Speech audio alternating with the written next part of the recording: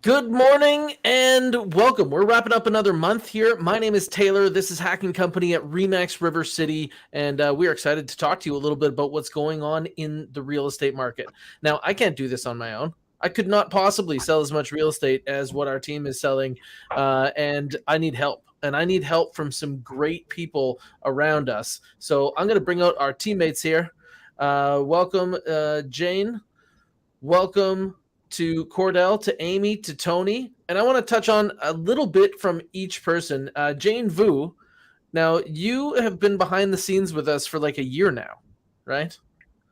Learning the real estate craft. And now you're coming in and stepping in to crush it in real estate. Welcome. This is your first live stream. Yes, a little bit nervous, but I think I'm going to be fine. Excellent. Well, I'm glad that we have you to help out, especially with anybody that is out there that has someone who's primarily Vietnamese, because Jane is bilingual and she can definitely help those people out. We're excited to see how you develop with our team. There's so many teammates that have developed with us before, like Amy Brown. Good to see you this morning, Amy. How are you? I'm doing great. Now, Amy holds our highest price listing sale this year. Right. Amy is doing really well, loving Southwest Edmonton. And how's Keswick this morning? Keswick is sunny and beautiful. Everything's in bloom, and it's just looking fantastic. That's awesome. We also have Cordell Schur with us. Cordell, you are on an incredible pace this year and a listing hot streak. 100% list to sale with your listings yes, so sir. far this year? Yep. That's awesome. I also like to introduce Anthony D'Souza. Anthony is our top teammate who is carrying a pace of selling more than one house a week this year. So good on you, Tony. What do you attribute that to? How are you carrying such an incredible pace? You know what? It's all about your network. So I've been getting a lot of connections from people that I know, both on the business and personal front, and it's been great. So I'm really grateful for those connections. Awesome. Now, I'm hearing most people's sound levels pretty good right now. How are you guys hearing me? Am I louder than everybody else? Cordell says yes. Tony says yes. I need to tone my stuff down a little bit. Let's just make sure that this is set up here. How's that? Is that a little bit better? Mm-hmm. Okay. We just want to make sure for those people that are tuning in audio that this is kind of leveled out as we live stream at the same time. Mini sound check right there. So who can tell me, buyer's market or seller's market as we close off June? I can tell you it is a seller's market. Okay. And this is something you've been calling for a little bit, Amy. You're saying like, oh, it feels hotter than the statistics. It feels hotter than the statistics. I am feeling the heat, that's for sure. I am making offers constantly, and there's a lot of multiples going on. If it's a good property, many of them are going before anyone is seeing them on the MLS. So I'm having to keep my eyes open in a lot of different places in order to help my clients the best that I can. That's the other thing. If people have friends out there that are not currently on our mailing list, like we give advance notice about properties that we have coming to the market. And it gives people a huge edge, right? And our selling clients love it. The idea that we have prepped buyers waiting for people and we let them know during our coming soon process, that's really like done wonders there. We've got our lowest inventory that we've had in June in the last 5 years. So definitely feeling the heat out there. That's awesome. So that's where you're seeing it right now is that the low inventory, because it's a seller's market, this is where kind of the rubber meets the road. Absolutely. And Tony, you were trying to jump in the beginning of that. You're saying that also feeling the seller market vibes. Absolutely. Just what Amy was having to say is exactly what I'm feeling too. Well, we actually measure this. And when we look at how much inventory we have until we run out of houses, it would be about 2.7 months of supply right now, right? Now, it was 2.6 months in May. But previous to that, it was actually up at 3.4 and higher than that for the earlier months of this year. And that would have indicated a balanced market and even a buyer's market in the beginning of the year. And now it is getting tight out there, especially in the hot spots. Where's the hottest spot you've been lately, Cordell? I've had some interesting experiences in Windermere. Okay. Four offers on a home, 6 offers on a home. I've definitely been feeling the heat over there. Yeah, but now I understand with that client that you were cruising around with, trying to catch an edge in multiple offers, that you guys ended up getting one. Yes, we did. That's awesome. I think that really when it comes down to how we write competition offers, that's another thing that not everybody has like a way that they do it. But with our multiple offer process on the competition on the buyer side, I'm actually running without a loss so far this year, winning them all. And that's something that I'm pretty excited about. Now, Amy, you've been cruising around in Windermere as well. Yeah, I would say that Southwest Edmonton in general is specifically hot versus anywhere else in Edmonton. But I would also say St. Albert and Sherwood Park, hot, hot, hot. Haven't stopped. And I would agree there. Windermere was where I set my own record earlier this year with a property that had over 60 showings. Cordell, didn't you host an open house over there? How many people were through that? I believe the number was like 31, 32 in like 3 hours. We're talking groups, not people, right? Yeah, like it was pretty hectic. Yeah, in 3 hours. That's incredible. And actually, last weekend, we had to cancel an open house. We had multiple offers in Sherwood Park in the Ridge and set the highest sale price so far in 2023 in the Ridge. We also set the lowest days on market so far this year in the Ridge. So 2 neighborhood records right out of the gate. But Cordell, sorry to cancel your open house. No conditions. That's okay. Any other interesting stories in real estate from you guys being at the front lines? Like, you're before all these statistics mean anything to anybody. Yeah, Amy mentioned St. Albert, and I'm feeling the heat there. I've got several buyers, particularly looking at bungalows. And those great bungalows in like the 400 to 500 range are just getting snapped right up. And it's all these people that are downsizing. I'm talking to people about, hey, we wanted to do this a couple of years ago. You know, something happened that we all had to wear masks for. And for whatever reason now, it's like everybody's coming and they're saying we're ready. And so these little bungalows, whether they have a single or a double garage, they're just getting snapped up. And it's like multiple offers on day 0. Crazy. That's pretty quick. Anybody else? Any notable stories in June? They could be awesome. They could be awful. This is real estate, right? I felt that it was kind of interesting that the number of sales that we've had on condos was 393. That is the same number. That's the peak of last year. So something is happening with condos. It's coming. It's coming. We keep saying it's coming, but I think something's coming. Okay, let's dig into that a little bit. So what we have in front of us is the Realtors Association of Edmonton releases their market stats every month. And I turn these market stats into a whole bunch of graphs and internal information that also tracks things like the 5-year average. So, Amy, you're telling me that condos are changing. Who else here feels that condos are changing? The market is shifting there. At least the good stuff is, for sure. Mm-hmm. That's you know what? Only the good stuff. Yeah. Let's say that. I bet you that if we were doing this 2 years ago, that we would probably can all agree there weren't any good stuff in condos. Right? Like, you could have anything you want. Even when you felt like you had an amazing condo listing coming to the market as a listing agent, you weren't confident. There was like one buyer for like 7 sellers.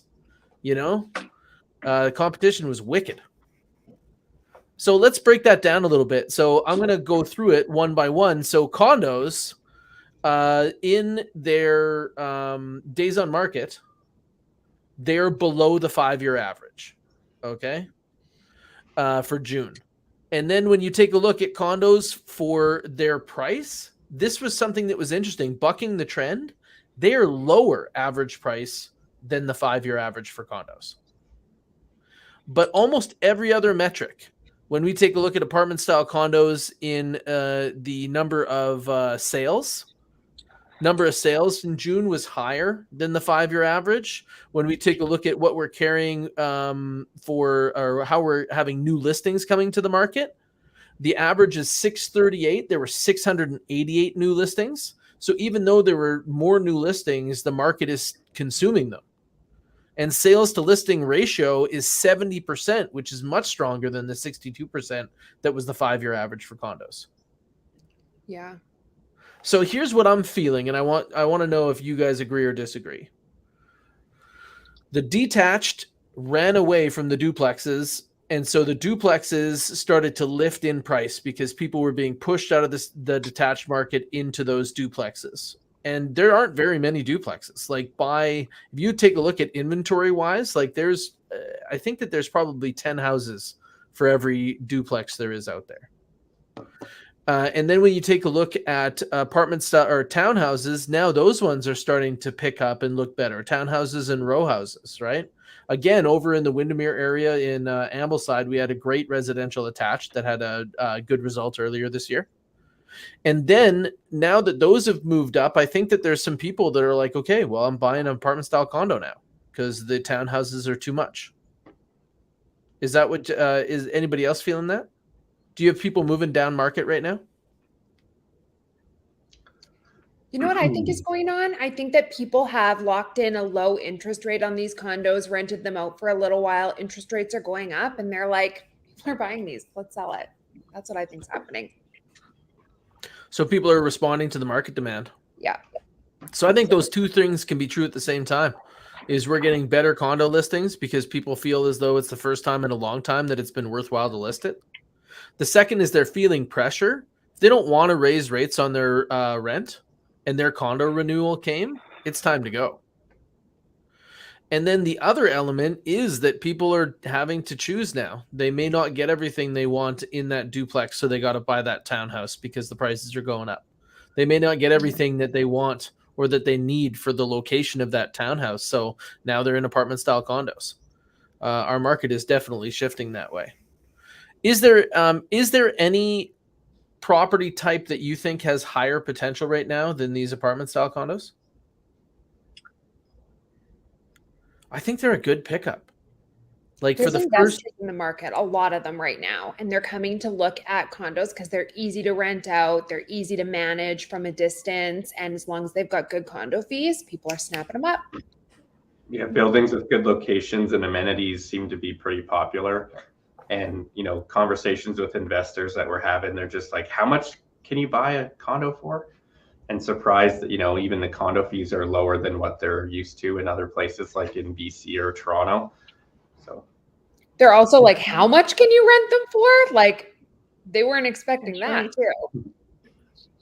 We're definitely seeing that. That's like the press of net migration, right? So many people moving here. But even when we take a look at people that are not renting them out, I think that people are actually seeing them as a good purchase right now. Like I know, Cordell, you're currently picking up a unit over in the Imperial, or working through that. And I've been watching the Imperial because I got a client, like one of my first buyers ever, that's been in that building for a while, and they're hoping the condo market peaks here so that they can sell that. But when you take a look at back 5 years ago, there was no indication in our metrics that condos were going to improve. But in how fast they're selling, in how many are selling, in how the market is consuming them, like list to sale percentage, all of those are actually higher than the 5-year average, but price still isn't. So if you were that 20-something person coming into the market and pick up that condo, and 5 years from now you want to upgrade and buy that duplex or buy that house, this could ride you into the equity that will build your next down payment. Because I think that these are starting to look undervalued. What else are you guys seeing? Like single family detached is just a smoke show right now. Right? Yeah, like Amy said, you know, the good stuff is going really quick. There's so many people that are just waiting for new inventory to get listed. And it's like, as soon as it hits the market, it's like Thursday or Friday, you know, you're basically just trying to figure out how can we get into that house. You know, you go on Showing Time, which is one of the platforms we use to book showings, and you already see like, you know, 8 or 9 of them booked. There's all these windows already blocked off, and you're trying to contact the agents, trying to say, can I piggyback off one of these other ones? And they're like, play nice, you know, go ahead. House is empty. whatever it might be. But it's definitely feeling the heat. We're not lining up outside of properties right now, but I feel like we might be soon. But you're passing a realtor on your way out every time. That's what I'm finding. Pretty much, Hey, yeah. you're out too. Or like, I hey, caught what some can you heat from go that into last next? week I'll in the wait for Ridge you. as well. Is I had an agent calling me saying like, man, I've been waiting outside this house for half an hour. Like, what's going on? And I'm like, hey man, it's a busy place. Like there's showings before you, after you, there's some overlap there. We have to get the right people into this property in order to get the best value for our seller. But I definitely caught heat on the other side of that. I think another thing to note that I've seen a lot recently is new builds. So there's spec homes that are listed and not listed, but we're seeing builders starting to increase prices. Places Big that time. didn't sell for like 200 days, you know, at 600,000, and now they're listed for 625. Actually, Jane, I think that you were running into that situation last week over on the Yes. north side there. What neighborhood were you in? Yes, I run into that situation, and I also go to a multiple offer for a new build home, and yes, then the price is increasing. Yep. So we're seeing that trend continue because I think that somebody else was talking in the office the other day about how a property didn't get the price increase on MLS, even though the builder increased prices across the lot. Yep, that was me. That was you, Cordell? Yep. Yeah, we put in an offer, and they thought it was low because in their system, the house was like $10,000 more. But I was like, look at my MLS. It's this price here. So this is the price we're working with. And it was a little bit of back and forth, but I ended up winning. So There's going to be a mad salesperson in that show home. Is that so? Now, Amy, you come from the show home market. What? So from the inside of that builder, what does it look like? Oh, that salesperson is losing their mind, and rightfully so. Their work there is not happy right now. Yeah, apparently there was a big meeting and stuff, and the salesperson got in trouble, this, that, and the other thing. And In trouble? yeah, and I was like, well, we also want the appliance package and landscaping, no extra charge, please. So we got it all. Nice scoop, man. That's gangster. Tony, you were trying to get in on that as well. I was just saying, it's like when you go to Costco and you see a deal and you take a picture of the sign, and then you go to the register and they're like, oh, it's this price. And I'm like, not so fast. Yep. Yeah. That's awesome. So when we take a look at what the stats were for those people, like single family detached properties are the most common property in the greater Edmonton area. For those people that are coming here from other places where they're like, oh yeah, you know, like they're the majority of properties in my city are condos. Not here. Almost everybody has a yard. This is one of the lowest density populations in North America. So taking a look at what our residential detached is doing is kind of interesting to me because, Amy, you were drawing the parallel with condos to how much inventory we have. Mm-hmm. Now, we don't have a lot of inventory, right? Normally this time of year, we would see over 8,000 listings. In fact, when we wind back to like 2019, so not even pandemic, almost 10,000 listings in the greater Edmonton area. Wow. And now we're just over 7,000, but the number of sales of single family detached is above the 5-year average.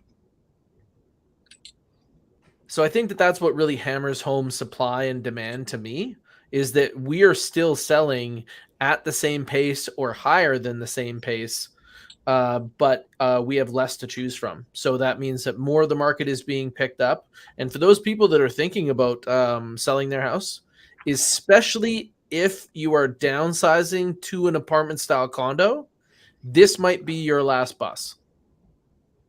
And what I mean by that is where your property is doing really well and those condos are still a great deal right now.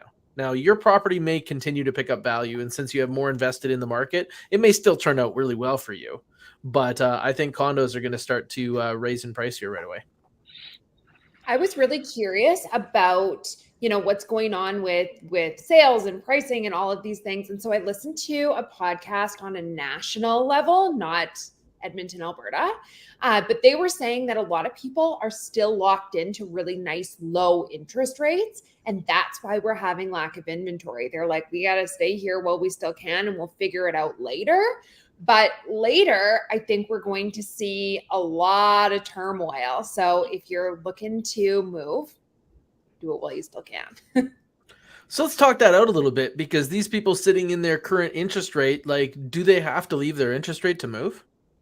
Not necessarily. Usually it can blend. Every single mortgage is going to have a different set of rules. Super, super important to understand that. My mortgage isn't your mortgage. They could be completely different. You need a professional.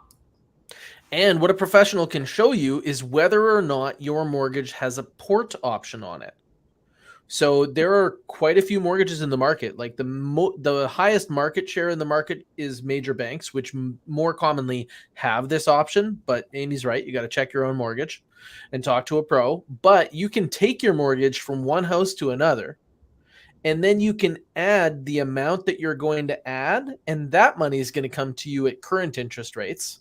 But then they do this blend, and you can also extend if you're looking to extend your years on your mortgage. And if you're doing things like that, there's some killer moves if your mortgage has the right options. Like you could extend your mortgage, but then double your payments to actually like make it shorter, but have a safety net if things get high or something else changes. Like our economy seems to be pretty uncertain right now. So there are safety nets that you can build in. You should talk to a great mortgage expert, because you could be moving now and keeping the money that you have now at the same interest rate, but getting that new house tens of thousands of dollars less than if you waited 2 years for your mortgage to come up. Sometimes people wait or procrastinate just because things are scary, difficult to understand, but there's help out there, and don't get stuck. All right, so we're thinking that this is causing the clog with new listings. Like we're not seeing as many new listings. Total residential, we saw an equal amount of listings in June as to June of 2020. What was the world like in June of 2020, right? And we're seeing the same amount of people being like, okay, I'll sell my house. You know, I'll let strangers in here. Because that's like what the big concern was during the pandemic, is like, wait a second, I'm going to let strangers into my house and they're like going to breathe my air and, you know, cough on my stuff. Touch the doorknobs. What's that? Touch the doorknobs. Yeah, touch the doorknobs. It was crazy. So so that's the total residential. But when we take a look at inventory that we or the new listings that we have coming, what do you guys see?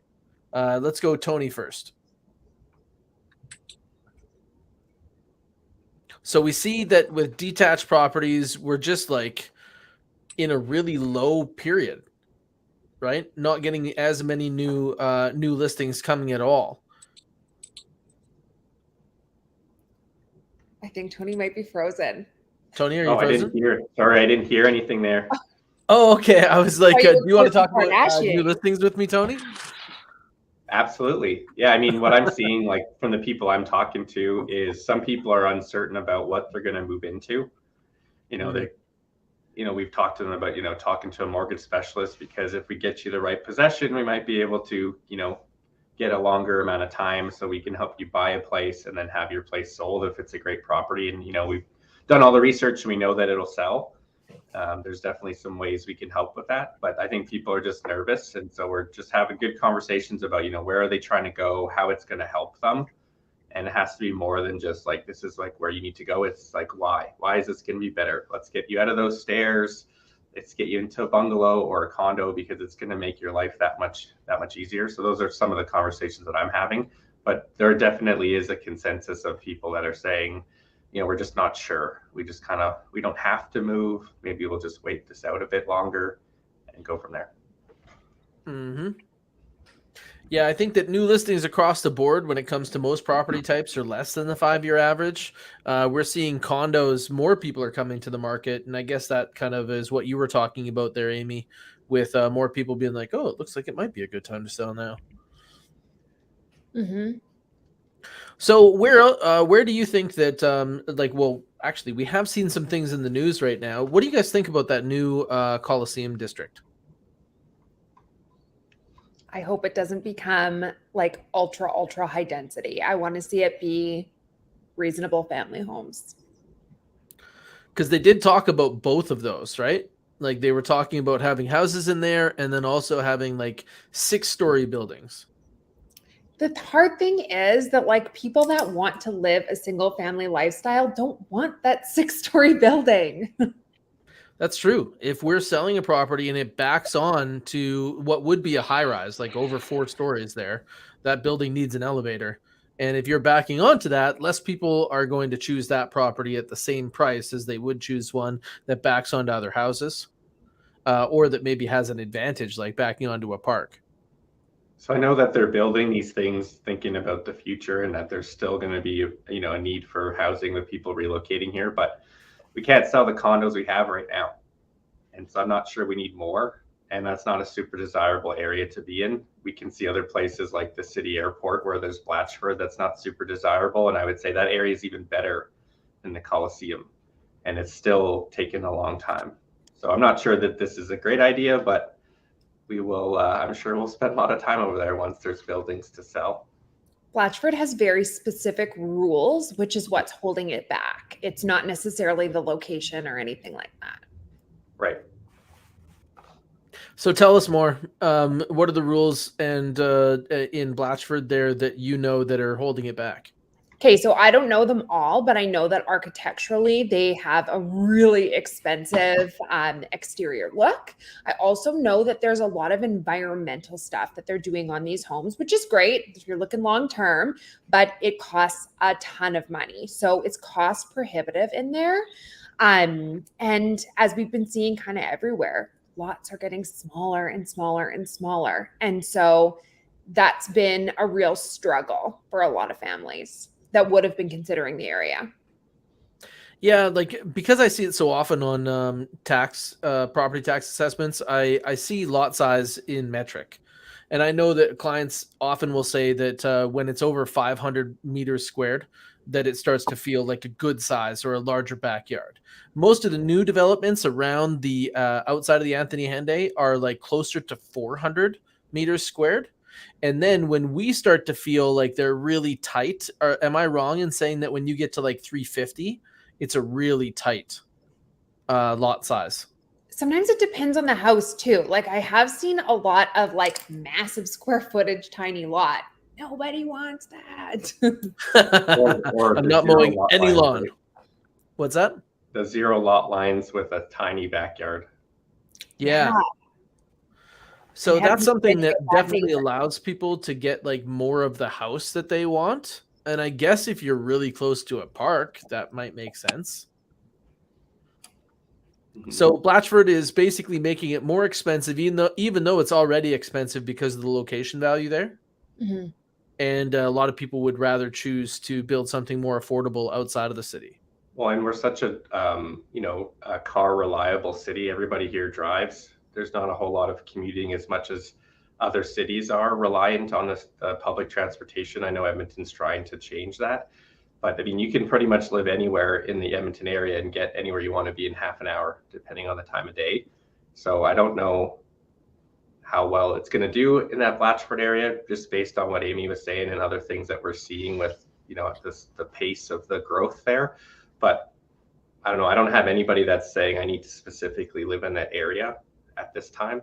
So it's going to be interesting to see what happens over at the Coliseum. Lots of crushed Oiler dreams for sure. I think what people are buying when they buy closer to downtown is kind of that quality of life. I can get home that much faster and spend it with my family. But if you get home to spend it with your family and you can't go play in your backyard or something like that, you're driving to go do that anyway.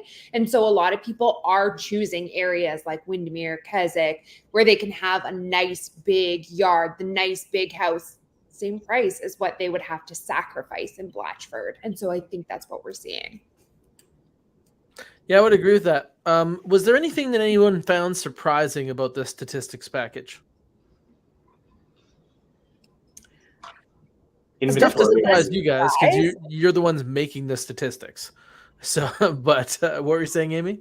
I said this isn't a surprise, but the sales to listing ratio at 70% is the highest that we've seen this year. And out of the last 5 years, the peak, the craziness, the most intense market we've ever seen, it was only 77. So like we are in swinging times. Yeah, and you can really see the pressure point there. So when we're talking about list to sale percentage, we're talking about every 10 new listings, how many are leaving the market at the same time as being sold. And so you're saying for every 10 new listings, there are 7 sales inside of the same month. Now, what I'm also seeing is that when you take a look at what's going on with semi-detached, that's where the heat is. Like it's almost 9 out of 10. So I think that we're really seeing that push again. And we've now seen this, 3 years in a row where duplexes are just like picking up way more attention. And there's so few of them by comparison to single family detached properties. I think this is going to create that vacuum because now we're almost seeing townhouses go at 7 out of 10, which is pretty wild considering that's where the market is. And those duplexes are running 6 out of 10 right now. Mm-hmm. So definitely seeing some things take shape. So somebody needs to explain it, though. People tend to think interest rates go up, demand for housing goes down. That's not what we're seeing here. Why not? People need a place to live, and we're so affordable, and there's so many people relocating here that even though interest rates are higher than what we were used to just a couple years ago, it's still affordable. It's still better than paying rent, which is 100% interest. And so we're still seeing a lot of demand, and that affordability is helping us out a lot here specifically. Cordell, what's your take on the same question? I think when we were having all those interest rate hikes earlier in the year, there was a lot of people that held back, that were a little bit nervous. And then once these like kind of higher interest rates became the normal, I think the market just got flooded with people who said, well, I need to move, so I'm moving now. I'm tired of being scared of the interest rate.